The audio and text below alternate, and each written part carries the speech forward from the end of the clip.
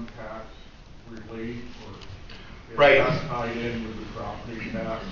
Well, this year, as I said, there is a plan on this, and it's really being promoted by the Senate Democrats to increase the earned income tax credit. Now, that's a tax credit that goes to lower income working people, and we do have a credit, I think it's 7% in Iowa now. They want to increase that, and I've indicated that I would be willing to consider that if we were able to do this comprehensive property tax relief at the same time. Is there any way we can separate commercial and industrial? We all agree that small business is the core of new jobs. But in the city of Clinton, it will be crippling to us to have a 40% rollback, for example, to ADM. And knowing that they've already laid off a few people in the Palmer plant, now with their corporate, they haven't notified the public. There's been over 300 construction jobs that have also been lost in this area. And to give them a 40% rollback on top of that is going to be a crippling effect to our budget in the city. Well, originally our bill last year was limited only to commercial.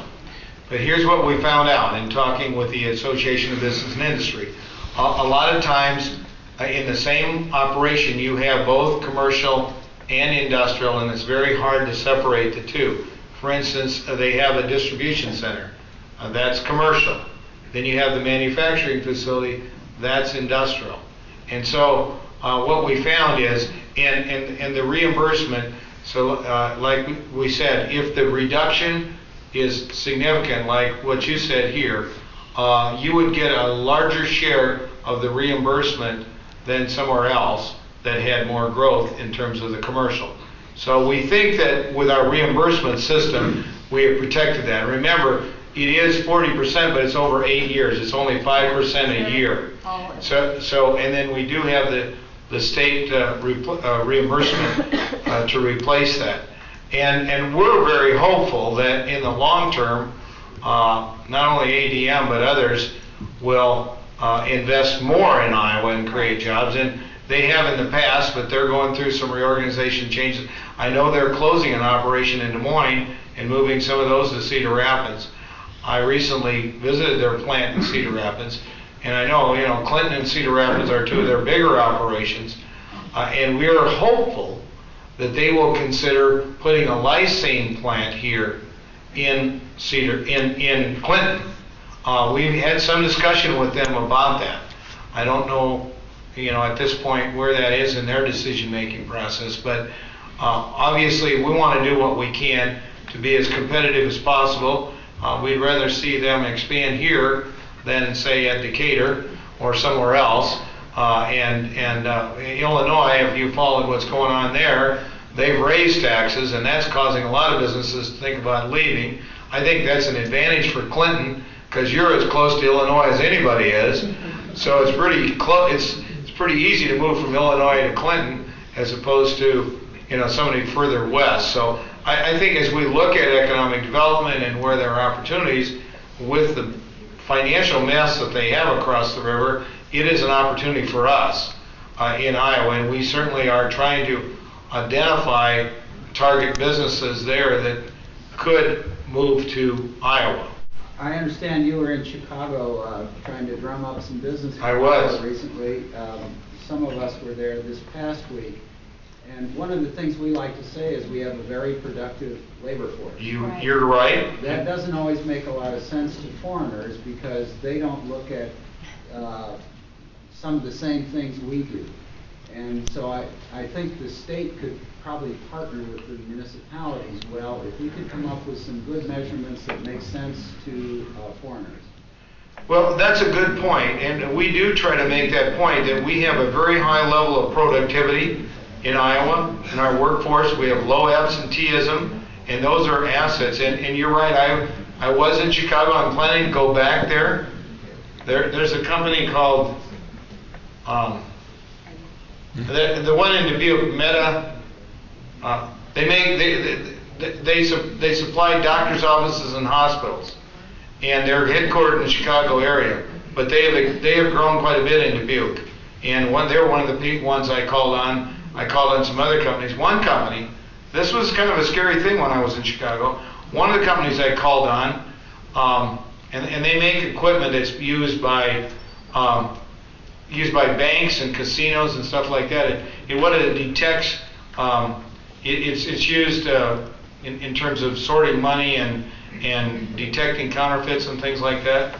But this company told me that they were thinking about moving the whole operation to Canada. Now, when I was governor before, we got IPSCO steel from Canada, we got 6 automotive component parts, we got Skyjack, and Canadian dollar used to be worth 65 cents to the American dollar. The Canadian taxes were higher than ours. But you know what? The Canadian corporate taxes are now 15%.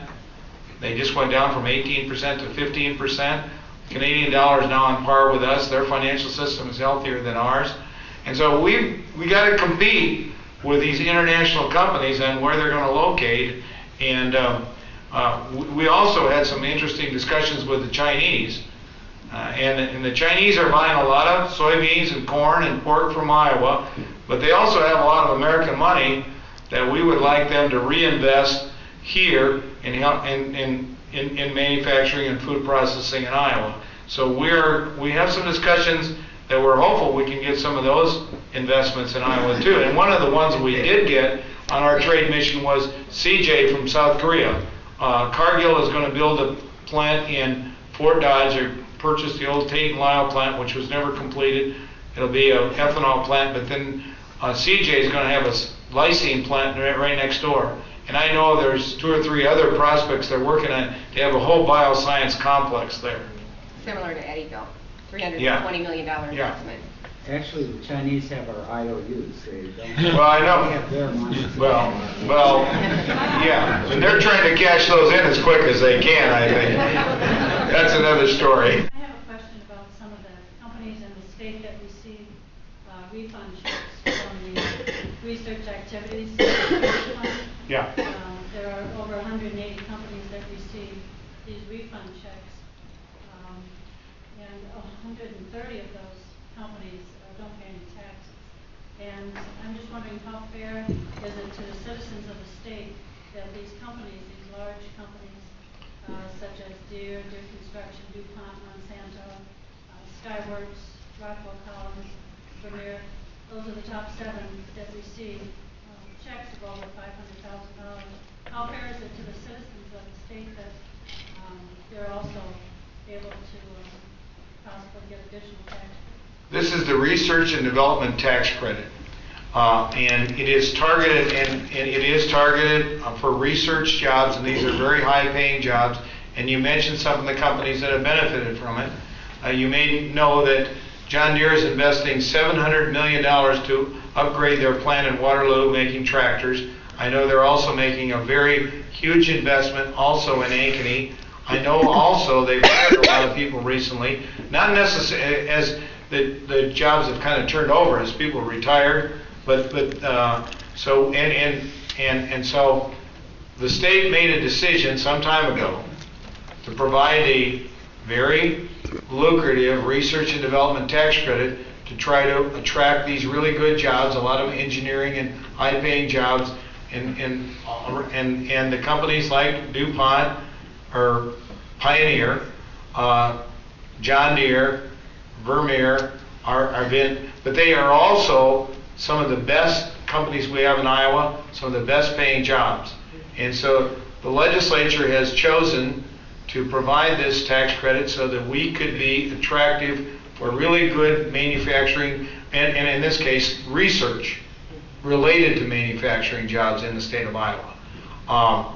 That has been reviewed and looked at, but I know that Debbie Durham, our director of the Department of our new Partnership for Economic Progress, feels that this has been a good investment and that the benefit to the state outweighs the cost.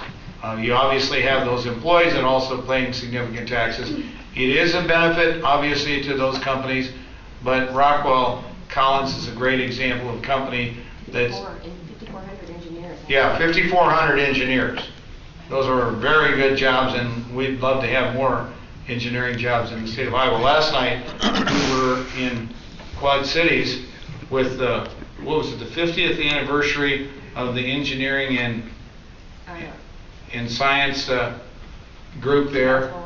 Yeah, Engineering and Science Council, and you have John Deere, Alcoa, the Arsenal, and many others that are significant beneficiaries of that. You mentioned commercial property tax, and that's obviously the focus of this whole discussion.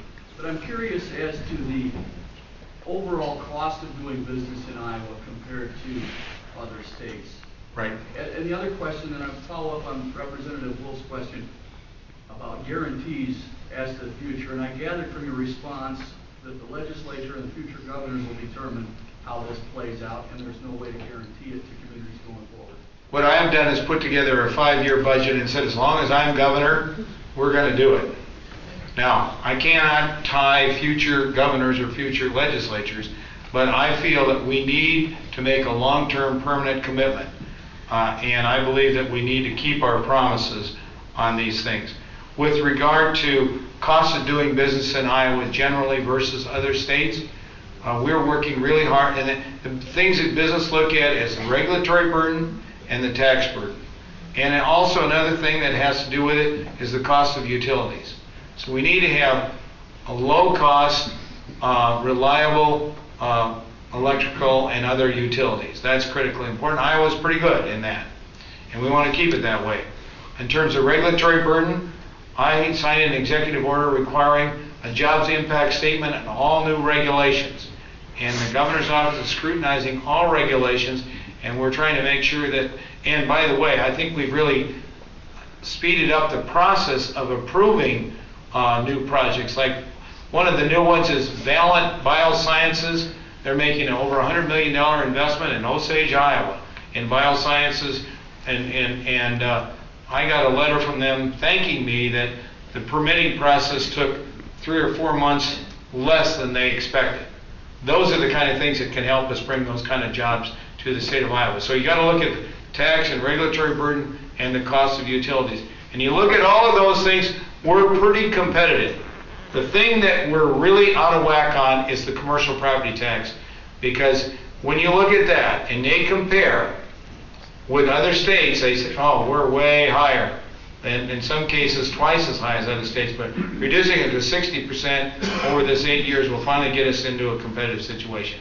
So we chose to focus on this because this is one area that we're really kind of out of whack. One of my other recommendations is what we call the opportunity to sell your business to the employees.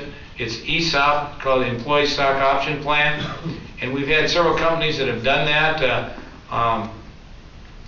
There's a company, Ritchie Manufacturing in Conrad, has done that. I served on the board of a company in Indianola, which is Cement Tech, makes portable cement mixers, and the owner, the founder of that company, when he reached retirement age, ended up selling it to the employees. What we want to do is give a tax credit. If it's sold to an out-of-state firm, you don't know if they're going to keep the jobs, or certainly if they're going to make the investments in the communities that people that live there do. But if it's sold to the employees, then they will benefit from the profits made by the company, and they will be the ones to invest and keep it in the community. And that legislation also has passed the House. We're very hopeful will be approved by the Senate this session. It passed almost unanimously. There's a growing trend between the private sector and the public sector as far as retirements and benefits. Yeah. And past legislation, the state has reduced their responsibility as far as contributing towards the public sector, firemen and police retirement, but only shouldered this responsibility to the local taxpayer. Yeah. What can you do as far as providing some aid to that situation? Well, first of all, I would say, thank God we're not in Illinois. You know, their retirement system is the worst of all 50 states. It's underfunded by about 50%. We do have problems, and specifically in what's called the 411 system. There's some concerns about that. We need to make sure that, and also we need to respect the fact that that system, the 411 system, is not just, it is the only, that system, the 411 system, they don't get Social Security. So that is their retirement system, and So when you compare that with other retirement systems, you're kind of comparing apples and oranges, because and it also pays for their workers' comp. So we have to look at that. But the whole cost of the increases have been shouldered by local governments in that system. And I think we do need to look at how we can address that issue in a way that's fair to both the employees and the local governments. And I think the state did. I was governor when we put that system together, and we did it because there were a lot of those local systems were broke, and they needed a better managed system. And I think it has been better managed. I want to look at how it can be improved further. And one of the things, obviously, with the downturn in the stock market in recent years, that's been one of the things that's hurt. But I know it's been one of the things that local governments are concerned about, but it's also one of the things that employees are concerned about, because they obviously have relied on a reliable retirement system there. And the good news is, in Iowa, we did make some changes a few years ago in our IPER system. We've gone now from the high 3 years to 5 years, and we've made some other changes. I think we need to look at some other things as well, and so that's something we need to study. We need to make sure, and the good news is Iowa is among probably the best third of the states, unlike Illinois or California or New Jersey, a lot of these states where they're only 50% funded. I think ours is over 80%, but that's, it's still not 100%, so we do have some work to do on that, and that's something that we need to work at. And it's probably not going to get done this year, because the legislature has indicated they're not going to, but I think it's something hopefully we can address next year. Yes, sir. My taxes have doubled within the last 10 years, and you're basically promising a reduction in taxes the next date. I guess... wait a minute. I want to make it clear. It's a reduction from what would happen if no action took place. We would have a $2 billion increase. Our proposal would cut that by $1.2 billion. It does not mean there will be a reduction necessarily in all classes of property, but it would prevent what otherwise would be basically an automatic increase from occurring, or reduce the size of that significantly. So local governments would still see some growth, but it would be much more modest. 2% instead of 4% is what we're talking about. Okay, I want to make that clear. It is a savings, and if we take no action, it's because of this system that's tied to the commodity prices. It's going to go up 4% a year for the foreseeable future, and that's too much. We think that needs to be addressed. Well, thank you all very much. You've asked a lot of good questions.